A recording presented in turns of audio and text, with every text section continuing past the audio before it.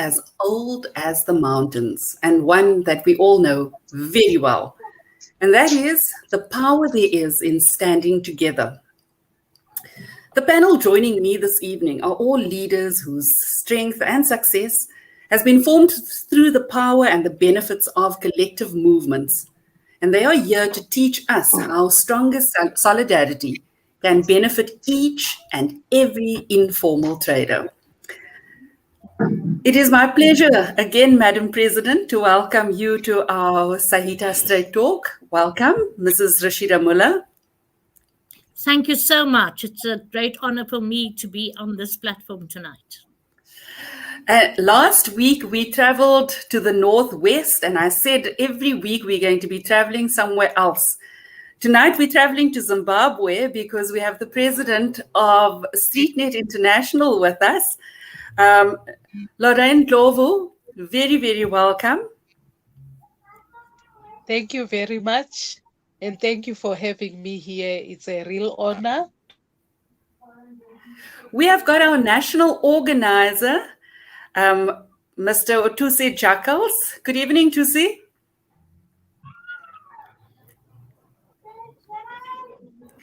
We have our National Director of Membership, Mr. Paul Bester. Good evening. A very good evening to you, Comrade Louis, to everyone. Evening, Tusi. Good evening, Chairperson and panelists. Good evening to you, and everybody listening in. Good evening to you as well. And then, last but not least, a powerhouse of a lady, Shireen Rowland. Shireen, you are from the Mitchell's Plain United Hawkers Forum. Good evening and welcome. Good evening. Thank you, and thank you for having me. It's a pleasure. Madam President, we're talking of solidarity, the power of many voices but one message. We're talking of standing together. Please, can you set the scene for us for this panel discussion this evening? Thank you once again, Louise, our host. And I want to greet all those who are tuned into tonight's session. And let's see how we can bring across the purpose of tonight's topic. The topic of tonight is why a unified voice for informal traders. And allow me to begin with our slogan, nothing about us without us. The emphasis on us, the collective, not a I or a me or a you, but us. You know, during the apartheid regime, there was also a slogan on their coins, Eendrag maak mag. Or to translate that, unity is strength. But of course, that didn't apply to us then. But we are here now, you know, and these examples speak and are relevant to our topic tonight. Comrades, we know the sector. We are aware of its challenges. We live it every day. We all seek to uplift ourselves and to develop. So tonight we're talking about unity, and that is the stage that we are engaging upon. Thank you, Madam President. I want to direct the conversation to Comrade Tusi. Comrade Tusi, you're the national organizer of Saita. The organization got together in 2013. There must have been lots of changes, lots of movements, lots of growth that has happened as a collective. And all because Saita represents the voice of the vulnerable worker. Take us through this journey.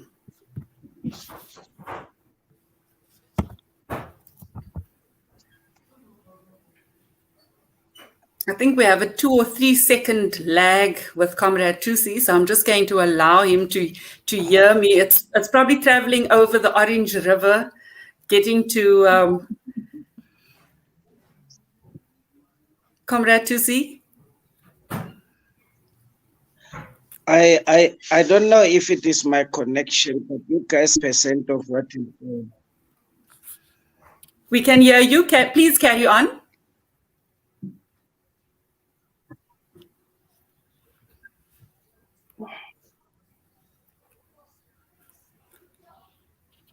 Comrade Tusi? If you can hear me, hold on, then I'm going to move on to the president of StreetNet so that we can just keep the momentum going. Lorraine, as the president of StreetNet International, I can only hear 10-15% connection in the side. Okay, no, but that's perfect. Comrade Tusi, we can't help for a bad signal. That is unfortunately outside of our control. But thank you so much, Lorraine. Let me just come back to you.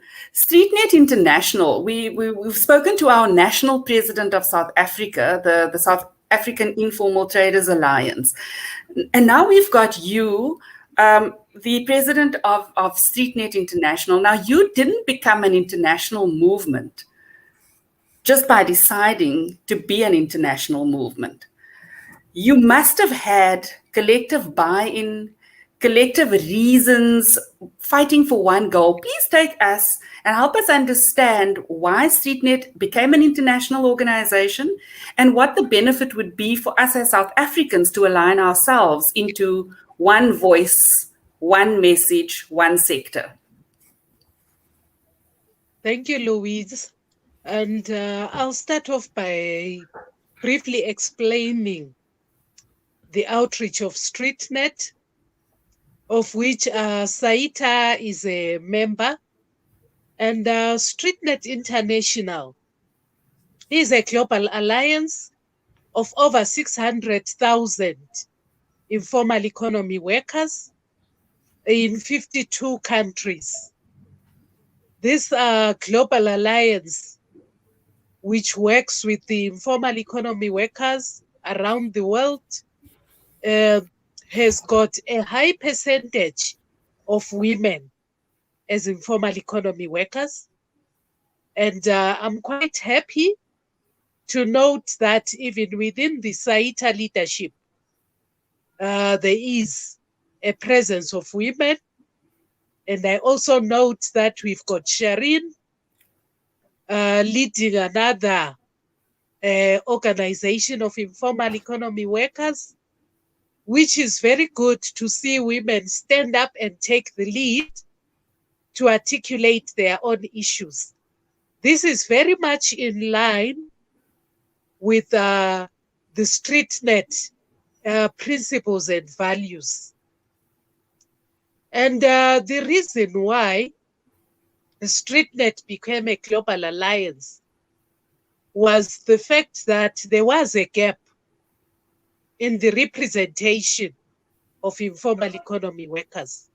I think we had a brief informal talk, and we spoke about there being no visibility, no space to articulate issues for informal economy workers. StreetNet is an alliance and a platform where we can come together and we can magnify our voice, we can amplify our voice and demands for decent work for the informal economy workers, among other things. And when we talk about decent work, that's where we see the need for a lot of things which affect informal economy workers globally. We may be in different countries, but we have a lot of common issues. I will quickly take us to the current situation of the raging pandemic, COVID-19. This has actually shown us that there are such huge gaps in terms of social protection for workers in the informal economy. and so many other vulnerable workers. And it is becoming highly important for us to unite and speak out as one voice, articulating our common issues. When we look at the growing informality, it also shows us that informality is no longer a choice, but this is a necessity, necessitated by the unfriendly labor laws which continue to apply in the different countries. The current form of work and the current economies which promote modern day slavery by maybe not giving even the formal workers the wages which are due to them. You find that workers put so much energy and effort in working, but they gain very little. The quality of life is still highly compromised. And as we look at COVID, the pandemic, it has also shown that there was a general exclusion of the informal economy workers, including migrant workers, from COVID-19 emergency cash and kind transfers. This has led to increased exposure to the disease, to death and hunger for most informal economy workers. This further necessitates the greater need for us to unite from the different countries as informal economy workers to push our demands for inclusion, demands for universal social protection. And when we talk about universal social protection and social protection itself, when we say social protection, it sounds complicated, but these are issues which affect us on a daily basis. I can name just a few to say when we talk about social protection, we are talking about access to such basic rights and basic necessities as access to health, maternal health care, and even access to child care facilities, which are affordable and of a good quality, be it in private or public facilities. And we also speak about the access to all these things that I've mentioned before, to say when there is a crisis, there should be a fallback plan to provide a soft landing for the vulnerable workers and the vulnerable members of society. I think right here I will take a breather and allow the conversation to continue. I will come back again if I get an opportunity. Thank you. Thank you. Thank you so much, Lorraine. You have touched on so many aspects that I think anybody that is an informal trader, or perhaps any of our corporate stakeholders, or just any member of the public that has listened here, is as astounded tonight to see just the many layers that there is to the informal sector and the challenges that often we take for granted in the corporate sector. It reminds me of an onion, that if you take an onion and you cut it, you see the rings, and that's almost the layers and the layers of the informal sector, and how many people and how many different circumstances we are faced with every day. But I think for me, what I want to just revisit again is that last part of what your statement was, and that is about providing the soft landing.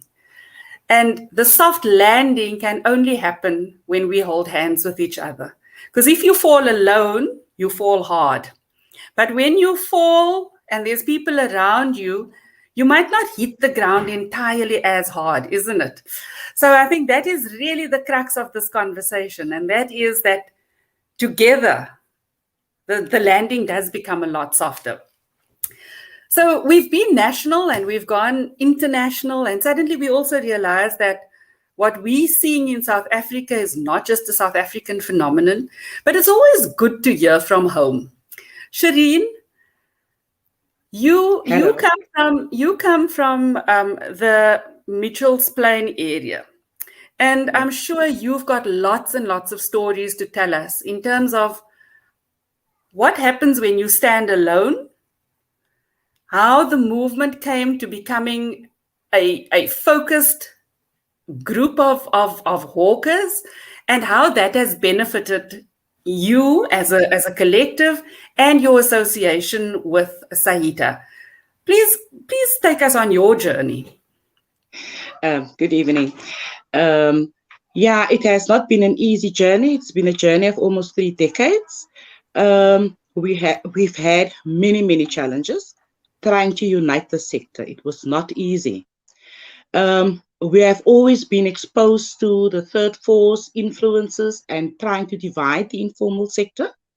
Thus, that I feel that is the reason why we have lagged behind for the other sectors. Over 25 years ago, the municipality told us, listen, we don't want to speak to factions. We want to speak to a collective. And that forced the informal sector to start organizing themselves into organizations. And then from there, they were selected to represent. However, it was not as broad as it has become now. And it is beneficial. It's more beneficial now because we are speaking with one voice. Our outcries are the same. There is nothing different other than your commodity that you operate with, but the circumstances are the same.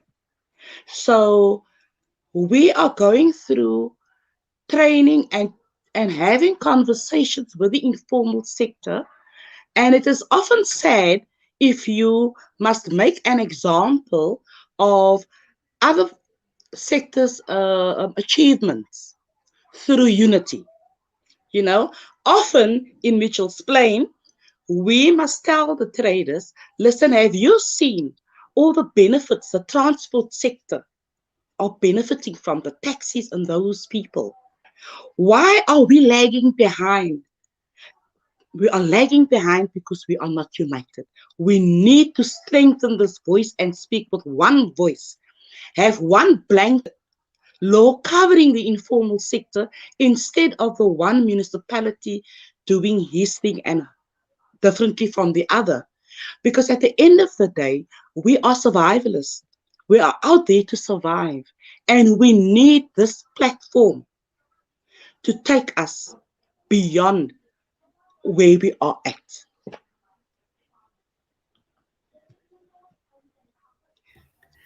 "25 years, Shireen, and you've just given me goosebumps all over.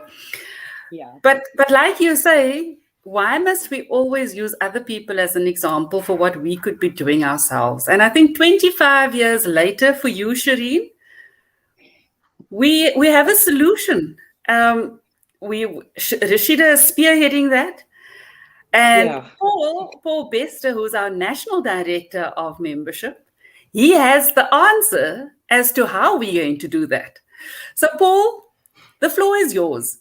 Please help us understand how we can become part of this collective. How can we really become us and not us and them?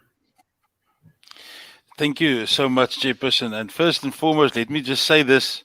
With respect to the previous speaker, Comrade Shireen, I think she's done exactly what I wanted to do. She's just told the whole story, and I wanted to introduce her as the Deputy National Director for Membership. She's done a beautiful job. Thank you for doing what you just said. But in seriousness, let me just say this, unity is what is needed. And you sit tonight in the presence of a national president, of an international president, sitting in the presence of Shireen, Comrade Shireen, who's been in the trade for 25 years. And yet she talks of a divide. And if you look at the union environment in South Africa, look at what's currently happening. A union like Nehawu sits in Johannesburg and talks of an increase for its members. A Nehawu member somewhere in the Eastern Cape, in a small little town, Mkwandule or wherever, gets that 1 or 2 or 10% increase because he's a member and he's part of that unity. He doesn't even know the person that's talking on his behalf, but there's somebody negotiating on his behalf because they're united as a union. And he gets that. He just sees on his pay sheet the end of next month, there's a 10% increase because the fact that he's united and belongs to a united force has done that for him. Now, I think one of the issues in the informal sector, there's twofold that I wanted to talk about before we proceed. Shireen has answered me, there's 25 years as an informal sector. And I think the difference between that is the national government and the provincial government. National government has labor laws, and you work as a cleaner or as a admin clerk somewhere, the labor law protects you. Doesn't matter who's in control. But if you're in formal sector and you work in Mitchell's Plain, for 25 years it was the National Party, then the ANC, then the DA, then whoever comes in control, and each time every person in control has a different view of where they want to go. And the people that bears the brunt of that is the informal sector. First, they don't need permits because that person or that grouping is not so worried about permits. So they proceed doing that. Then the next grouping comes in, permits is needed. Where do we go? There's a whole new structure. There's a new bylaw, and they call it different new word. And the people at the ground, it's the informal sector, they bear the brunt. Now, what is a problem in South Africa is that 800 million rand is done by the informal sector. And that's a big, big bunch of money that goes to the GDP of the country. Yet they are marginalized. And I think the word informal makes people to think them as lesser. People walking the street, going into ShopRite, you talk of the informal sector, you are immediately, there's a mindset that it's an inferior trade, or people do that just to survive. If you koop sokkies or they sell food just to survive, and it's not that. It's not that. The informal sector is needed because the informal sector is what keeps the townships and keeps, the poor people and even middle class people going. I mean, I myself go to Khayelitsha and I go shop there at trades and markets on the roadside because that's where you get the freshest fruit. They get it in the morning at the market and they sell it on that day. You don't have to go to Pick n Pay that puts their stuff in the storage. So what I wanted, and I've sort of veered off my story that I wanted to go to, or the reason that you're talking to me. I'm from Saita. Saita aims and is going to unite the informal sector as we know it. Now, the message that I have out to the comrades sitting in the panel, as well as the thousands and thousands listening to us tonight on the internet and on the Facebook page, is the following: we need you to unite. And why do we need you to unite? What's the reason for that? It's so that we can speak in one voice. So that when Comrade Rashida, Comrade Shireen, Lorraine goes to a national meeting, she speaks on behalf of thousands of us. And when an agreement is signed, it's not signed for 2 or 3 people. Everybody will know about it. How do we do that? We are going to launch offices across South Africa, Saita offices, call it contact offices, so that people can have the issues come to us and belong to Saita. You can still belong to your province, to your market, or to your hawker situation, but Saita National is going to have offices across South Africa where we are going to listen to your issues, deal with your matters, and give you a resolve on that. But what is that? That's what we promise. But what's in it for you? Why would somebody join us?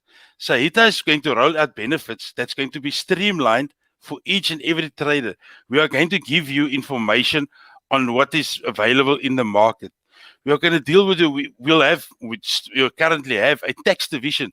If you have a business and you have a problem with your tax issues, your returns, how to get money, we even have funding available through the CFA to allow you to expand your businesses. And these are the things we are going to allow you to have, funeral policies. There's going to be legal assistance. These are the things that Saita is going to be offering you. If this is something that sort of interests you, and I must say, it's not something that needs to interest you. You need to be united. Please pop us an email at membership@sahita.org.za. Membership@sahita.org.za. Alternatively, send a WhatsApp to 061 547 5879 across the country's breadth and width of the country. Please pop us an email, send us a WhatsApp so that we can join you up in Saita, so that we can be united for, so that Comrade Rashida, who sits in front of us, who deals with our issues at NEDLAC, can speak on behalf of the informal sector united in South Africa. That's what I want to say. Thank you so much. Thank you. Thank you so much, Paul. Thank you.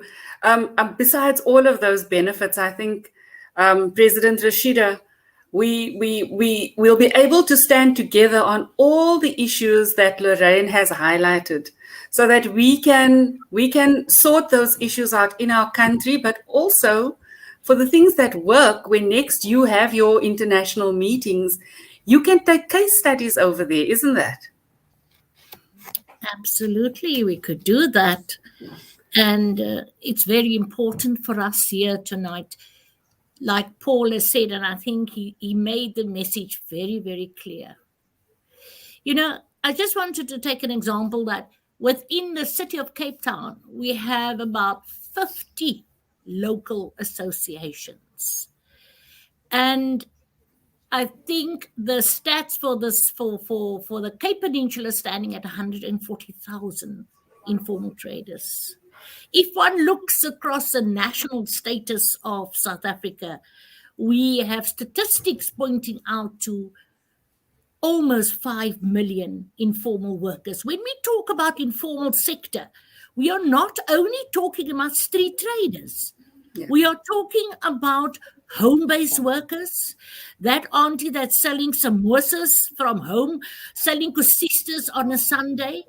We're talking about the CMTs who are manufacturing at home and selling their products, you know, to a trader to then go sell out in the street.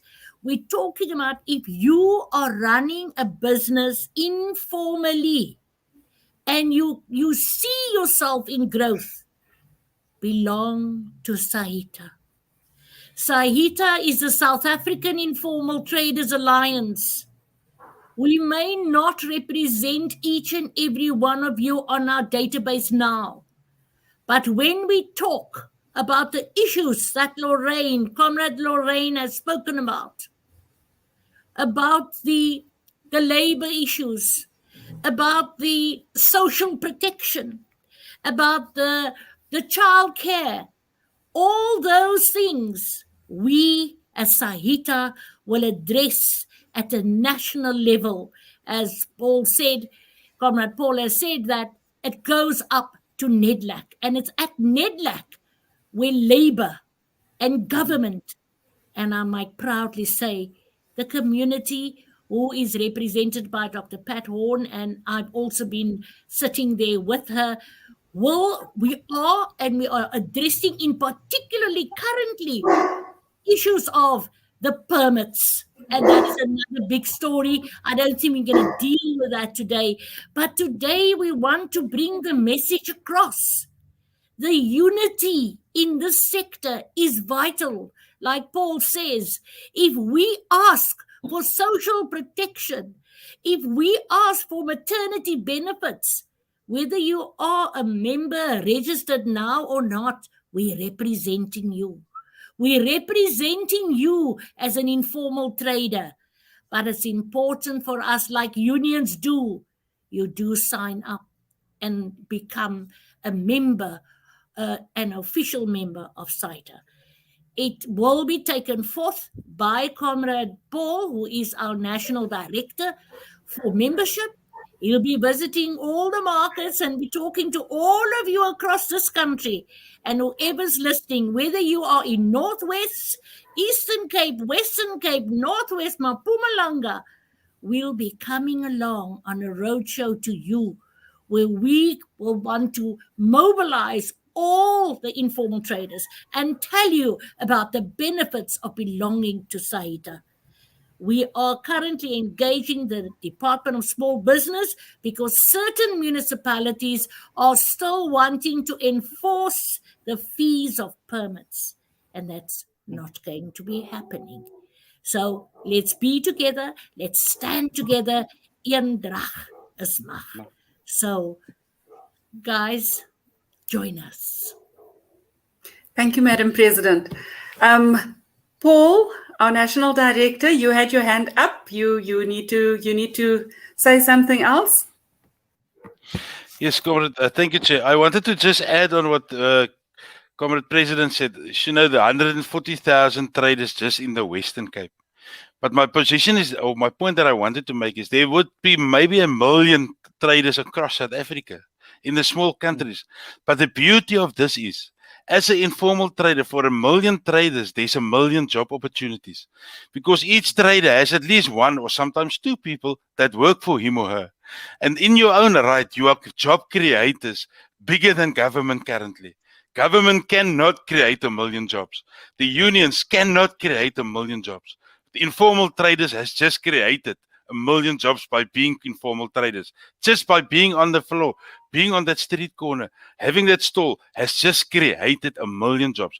And I think this is something that join us as Saita so that we can not only look after you, but also deal with the, with your labor issues that may pertain out of this.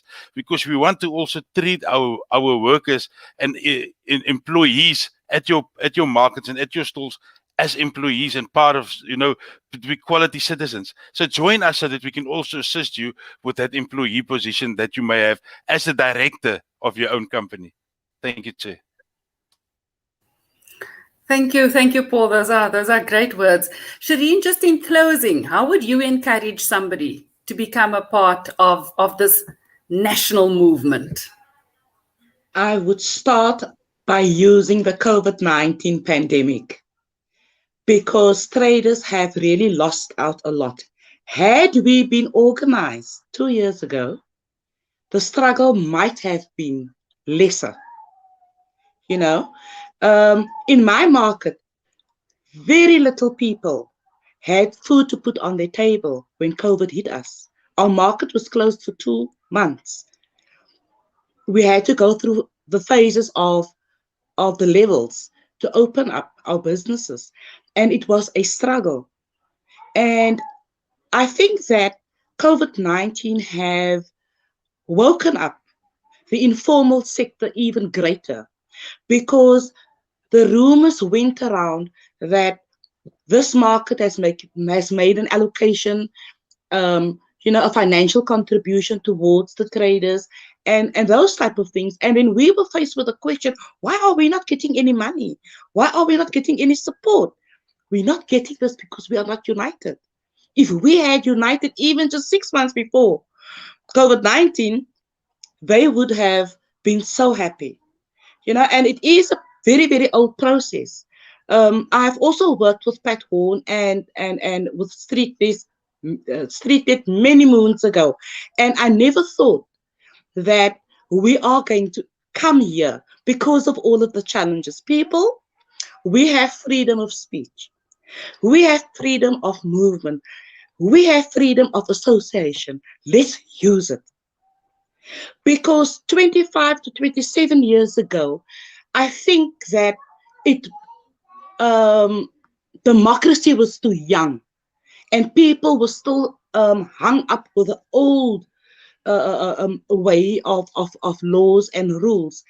But many conversations have brought us to this point.